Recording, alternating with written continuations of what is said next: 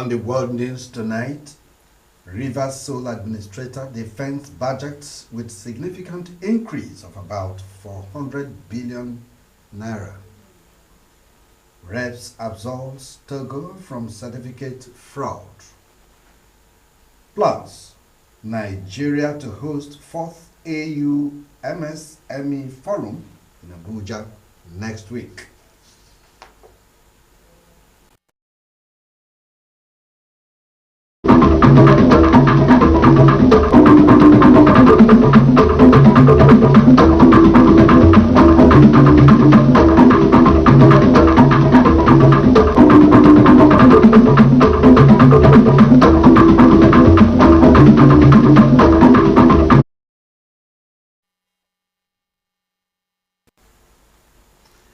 Do you love and care about Rivers State and her peace? Let's build and take her to greater heights. This is the task we must accomplish. You can watch our news live on YouTube and Facebook at Rstv Online. You can subscribe and click on the notification bell for updates on our live feeds. Good evening and welcome to Rstv World News. My name is Ndon Ajie. Rivers State Sole Administrator, retired Vice Admiral Ibok Etebas, has presented a revised 2025 budget estimate of 1.846 trillion naira to the Senate Ad Hoc Committee on Oversight of Emergency Rule in Rivers State. This represents a significant increase of 365 billion naira to 416 billion naira from the initial proposal of 1.43 trillion naira submitted to the National Assembly in May. Hanaman tells us more. Presenting the budget, the sole administrator projected total revenue at 1.49 trillion naira for the 2025 fiscal year, with a total expenditure of 1.846 trillion naira. According to the sole administrator, nearly 70% of the 1.846 trillion naira proposal is earmarked for large-scale infrastructure development across the state for capital projects. He said pensions, gratuities, and employees' benefit for capital projects had an additional 50 billion naira, bringing the total provision to 167 billion. According to him, provision for suspended elected officials in the revised budget includes allocations for the offices and responsibilities of suspended political officials, anticipating their potential return, brought about the rationale behind the increase. The sole administrator attributed the upward review to improve revenue inflow of 415 billion revenue generated in May, surpassing the projected 383 billion for the same period. The total revenue projected for the 2025 fiscal year is 1.490 trillion naira. In anticipation of the eventual return to constitutional order, the draft budget prudently retains provisions for the offices and functions of suspended political actors, some of whom have already drawn unallocated resources in the first quarter and are expected to resume their duties at the expiration of the emergency period. Previously omitted expenditure lines of new items and expenditure lines not captured initially due to lack of cooperation from some state officials. Regrettably, also, some state officials withheld critical information required to ensure a more complete capture of those expenditures undertaken in the first quarter at the time of submission of the budget estimates. The Senate committee is expected to continue deliberating on the revised budget proposal, with the final version expected to be completed soon. An aggregate sum of 1.48 trillion naira was proposed at the 2025 budget, and for our consideration, as representatives of the Nigerian people, we are not only tasked with evaluating figures, but also with ensuring the faithful implementation of the budget. It is our mandate to track how allocated resources are utilized, project by project, sector by sector. Hannah Aman, Rstv News. Rivers State Rural Access and Agricultural Marketing Project has commenced stakeholder sensitization tours of the 23 local government areas of the state.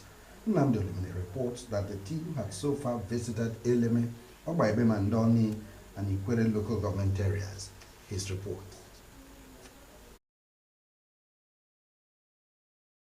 Rural Access and Agricultural Marketing Project is a World Bank and French Development Agency funded project with support from the federal and state government through counterpart funding. The essence of this project is to provide rural access roads and improve agricultural marketing systems across the local government areas of the state. The project coordinator Joshua Bakol, who enumerated the benefits of the project, said it is currently being implemented in over 20 states in the country. He mentioned the three components of the project to include improvement of rural assets and trading infrastructure, sector reform, asset management, and agro-logistics performance enhancement and institutional development. For farmers, fishermen, and rural diara to get access to their farms and to also build a market that they can bring their food produce to the market. To ease the farmer, to make sure they have close to their market with their farm produce. Permanent Secretary Minister of Agriculture Maurice Ogolo, accompanied by other permanent secretaries, described the project as a welcome development and urged local government sole administrators to take it seriously. For us to get it right with this RAM project, because if we create roads to the farming community, if there's a linkage between our farmers and our marketers, if there are no commodities, it becomes an issue. Sole administrators of Eleme, Ogba, Ibem, Andoni, and Ikwere local government areas who received the team expressed their readiness to collaborate with relevant stakeholders to ensure the implementation of the project in the state. This program to reach where we cannot reach ordinarily. The message is that reach the area that we cannot reach. The federal government is involved. Now they have informed us that they are ready to assist us. So we will now sensitize the communities and also tell them what to do so that we benefit from this project. Food security equals access road to farming. You know, it helps with marketing the products, it helps with storage, helps with all kinds of access, and even health, you know, because we're talking food security. This is very important for the Eleme people, being that we are farmers, we are agricultural people. The stakeholders' sensitization of other local government areas continues. Nnamdi Olimini, Rstv News. The 32nd Chairman of the Institute of Chartered Accountants of Nigeria, Port Harcourt and District Society has been inaugurated to pilot the affairs of the body for the next 1 year. She is Ngozi Umelo Agbai. Gospel Anele reports that the inauguration ceremony was well attended. His reports.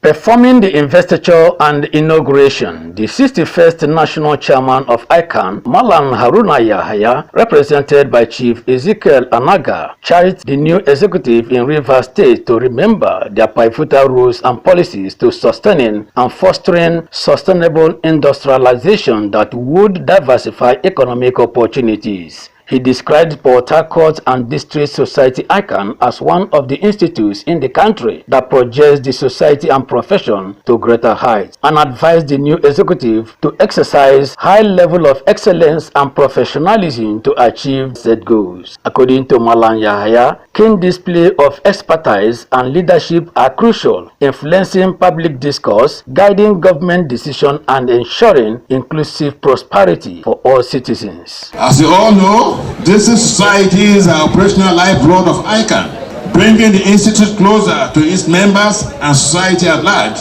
They champion our mandate by identifying professional needs, delivering continuous education, and leading grassroots engagements. Through initiatives such as our Academic program, districts are grooming the next generation of chartered accountants and promoting the nobility of our profession. The 32nd ICANN chairman for Port Harcourt and District Society, Ngozi Umelu Abai, who spoke on behalf of the new executive, promised to lead by example, while her immediate predecessor, Omoboriowo Akimbode, congratulated his successor for her victory, adding that her dedication to selfless service, leadership abilities, expertise and passion for the profession will undoubtedly propel their district forward, believing that the new executive will promote innovation, growth, outstanding achievements, and exceptional performance. But what we want to do is strategically reform the district, create visible values, make visible impacts, and be intentional about whatever we want to do. We want to focus on young ones, creating the awareness of young ones into the accounting profession. And we have to be innovative and intentional about it. As I hand over the mantle, I'm sure the ICANN Port Harcourt and District Society for sure is bright and is in a safe hand. Pledge my continued support to the new executive and ICANN family in general. Chairman of the occasion, Chief Leo Edochie, and Chairman Investiture Organizing Committee Gerard Uzoma also spoke. Your being present here today is also a way of expressing your interest in making sure you partner fully with whatever we are doing as at this time. So we are quite appreciative of the response you made. We have seen a great number of people right here. So the occasion is going to be interesting, and we urge you to give us all the best support you can. And then after the event too, we also urge everyone to give her the support so that at the end of the day, we will come to appreciate what we've done today. Whatever you see today is a collective decision. We ensure that we had subcommittees, okay, so that one person is not overburdened with one particular activity. But at the end of the day, we came up together and we were able to achieve what you see today. Cutting of the inauguration cake and the presentation of awards to deserving members were some highlights of the event. God's Power Anele, Rstv News. Do you love and care about Rivers State and her peace? Let's build and take her to greater heights. This is the task we must accomplish. Now subscribe and click on the notification bell for updates on our live feeds. Still ahead on the news, UK members of parliament back assisted dying bill. And in sports, Madugu names Super Falcons final squad for WAFCON 2024. Details shortly. Power God is here. Dr. Jesus in action, God is here. The Omega Power Ministries, under its General Overseer, Apostle Dr. Chibuzo Gift Chinyere, in partnership with the Holy Spirit, presents a 2-hour special impartation program for businessmen and women. Do you have a failed business plan? Do you have unsteady and dwindling business opportunities? Have you lost all your major customers? Do you find it difficult to make good sales of your products? Are you seeking to expand your business? Dr. Jesus has remembered you. In this 2-hour special impartation program, strictly for businessmen and women. Date, Saturday, 21st June 2025. Time, 12 noon. Venue, OPM GRA 2, number 2 Greg Obuifen Street, off Casablanca, GRA Phase 2, Port Harcourt. Come fasting with your oil, letter-headed paper, and complimentary cards, and receive the anointing for business enlargement and expansion. OPM, Dr. Jesus in action. Dr. Jesus in action, God is here.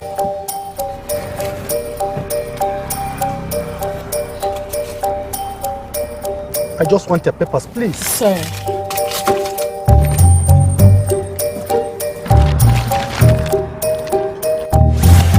Salary don't enter. Yes, so. And more than never even reach self. Na salary plenty, oh. No wonder I no gree collect roja from my hand. Shut up, sir.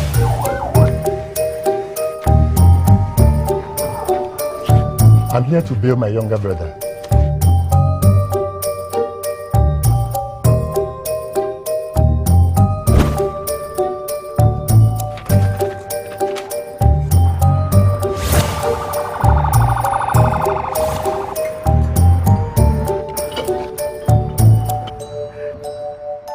If it happen. With good luck, proper funding, training, and cooperation, If it happen.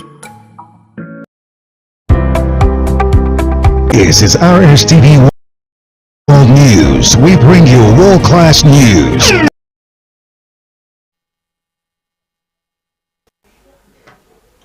Welcome back to the news. The House of Representatives has formally exonerated the Republic of Togo of any involvement in the issuance of fake academic certificates, shifting full investigative focus to the Republic of Benin, where disturbing evidence of widespread certificate racketeering has emerged. Chairman of the House Committee on Public Petitions, Honorable Beatrice Lowry, disclosed this during a resumed investigative hearing in Abuja following petition number 445 of 2024 filed by sovereign legal practitioners on behalf of key education stakeholders. The petition questions the Federal Ministry of Education's sweeping pronouncement last year that implicated both Togo and Benin Republic in academic fraud. The committee has now fixed July the 10th, 2025 for a fresh hearing focused solely on the Benin Republic following a formal adjournment prompted by the absence of counsel representing the petitioners. Recall that the development was at the instance of a major sting operation in late 2024 where an undercover journalist exposed a lucrative certificate for sale scheme in Benin Republic, prompting widespread public outrage and immediate administrative action by the federal government. Nigeria will welcome delegates from over 50 African countries to Abuja next week for the 4th African Union Micro, Small and Medium Enterprises MSME Forum, placing a spotlight on affordable financing, digital transformation, and improved market access for small businesses across the continent. The Continental Forum, scheduled to hold from Monday, June the 23rd to Friday, June the 27th, 2025, is being hosted under the auspices of the African Union Commission, with Nigeria's approval to host seen as a significant step toward strengthening intra-African trade and enterprise development.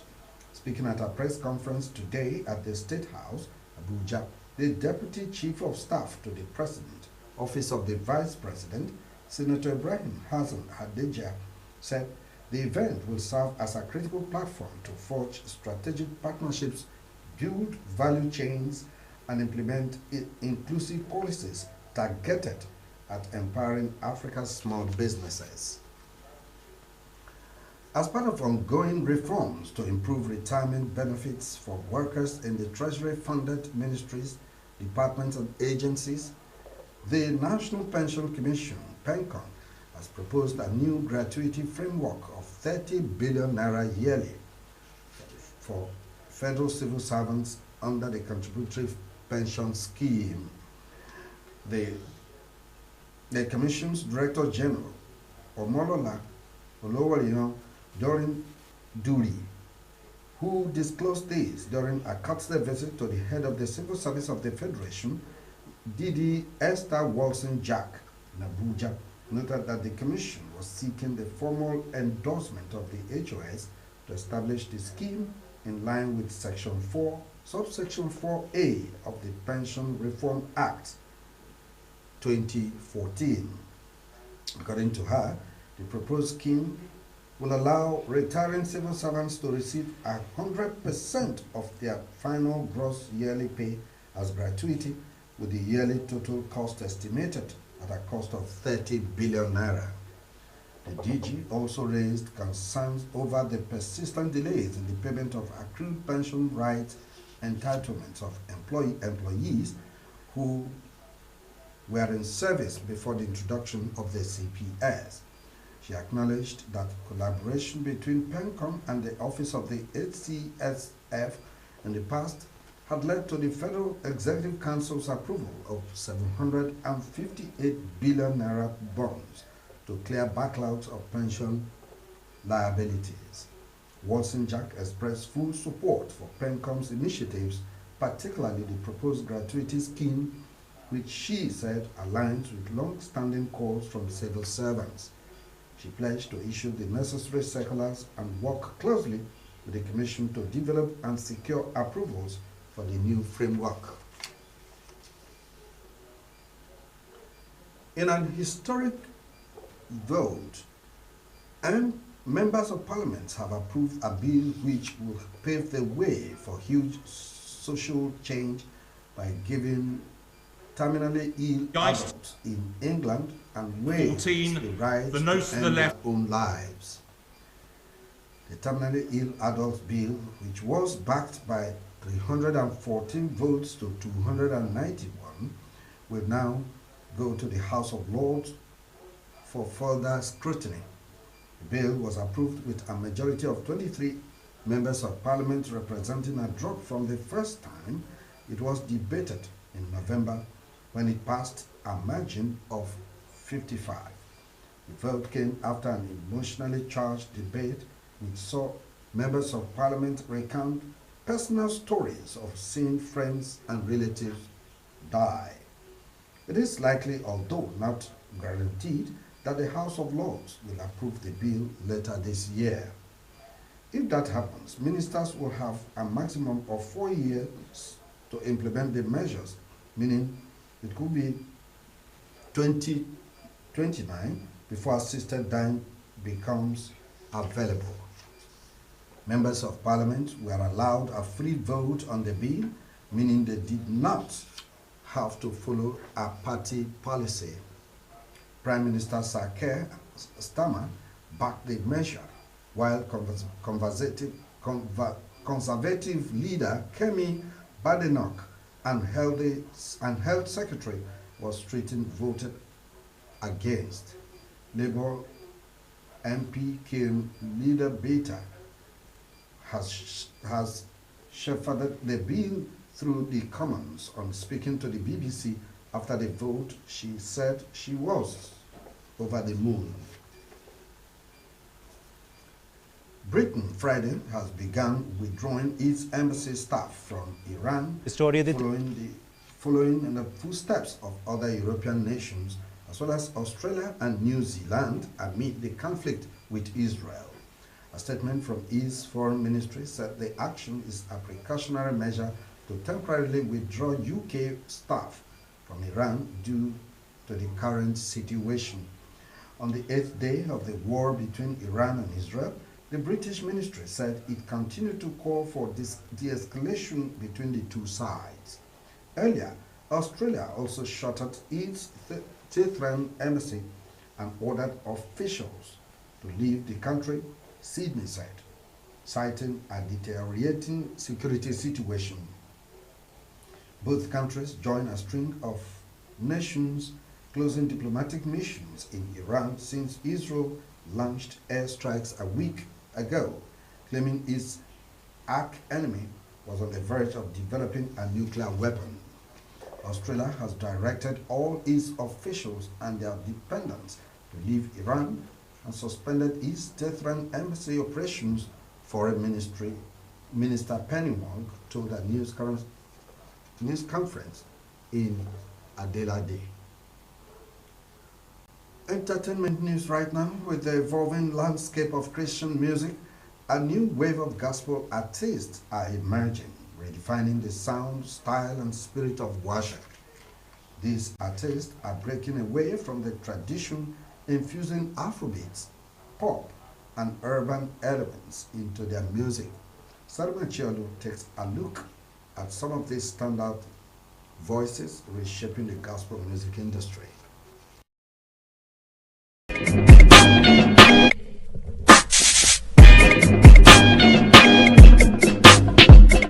Ayobami Ali Hakim, popularly known as An Endless Ocean, is a gospel singer and producer known for his emotive genre-bleeding songs. Raised by a Muslim father and a Christian mother, AEO explored both faiths before ultimately embracing Christianity. He began writing songs in 2011 after learning guitar. His first professional release came in 2016. Since then, he has nurtured a steadily evolving sound. Somewhere Onwubiko, Known professionally as Limo Blaze, is a well-recognized gospel artist with over 30 million streams. He began his musical journey in church in Makurdi, Benue State. The singer has collaborated with notable names such as Travis Green, D.A. Truth, Ada Ehi, Johnny Drill, and Banky W. His music, a fusion of sermons and party anthems, reflects his mission to make Christianity pop accessible to broader audience. In 2022, he became the first non-American artist to reach records. He won Best Gospel Rap Artist at the 2024 Kingdom Achievers Awards. Mercy Chinwo's powerful voice and soulful lyrics have made her one of Nigeria's leading gospel artists. She began singing at the age of 8 in her church children choir, eventually becoming music director of the adult choir. After earning a degree in linguistics and communication studies from the University of Port Harcourt, she gained national fame by winning Nigerian Idol Season 2. Her professional music career launched with Testimony 2015 and Igwe 2016. In 2017, she signed with Easy Concepts,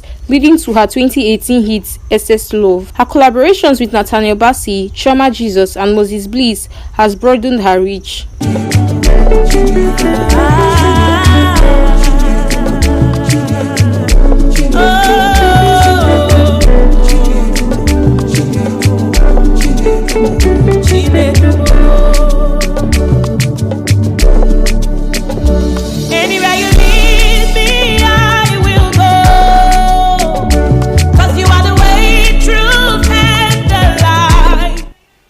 And in sports, Super Falcons head coach Justin Madugu has selected captain Rashid Ajibade, goalkeeper Chiamaka Nnadozie, and forwards Francesca Odega and assistant Oshuala among a list of 24 players on the quest for a 10th continental title at the 13th Women African Cup of Nations finals to be staged 5th to 26th July in Morocco. A healthy percentage of the squad started training sessions in the federal capital, Abuja, on Thursday and will also train on Friday and Saturday before their departure to the final training camp in Lisbon, Portugal, on Sunday morning. Madugu has also picked Saudi Arabia-based flamboyant defender Ashley Pontre, US-based fans' favorite Michel Alozie, veteran defender Osinachi Ohale, and midfielders Deborah Abiodun Jerifa Echeguni and Christy Ucheibe. Home-based goalkeeper Rachel Onachuku and defenders Sikaratu Isa and Miracle Usani also made the cut, while midfield Lipchin Halimatu Ainde makes a return to the fold. Do you love and care about Rivers State and her peace? Let's build and take her to greater heights. This is the task we must accomplish. And now to end the news, a recap of some of the major stories. Rivers State Sole Administrator, retired Vice Admiral Bok Etebas, has presented a revised 2025 budget estimate of 1.846 trillion naira to the Senate Ad Hoc Committee on Oversight of Emergency Rule in Rivers State. The House of Representatives has formally exonerated the Republic of Togo of any involvement in the issuance of fake academic certificates, shifting full investigative focus to the Republic of Benin, where disturbing evidence of widespread certificate racketeering has emerged. We had also informed that Nigeria will welcome delegates from over 50 African countries to Abuja next week for the 4th African Union Micro, Small and Medium Enterprises Forum, placing a spotlight on affordable financing, digital transformation, and improved market access for small businesses across the continent. That's the news. Thanks for watching. My name is Ndom Ajie.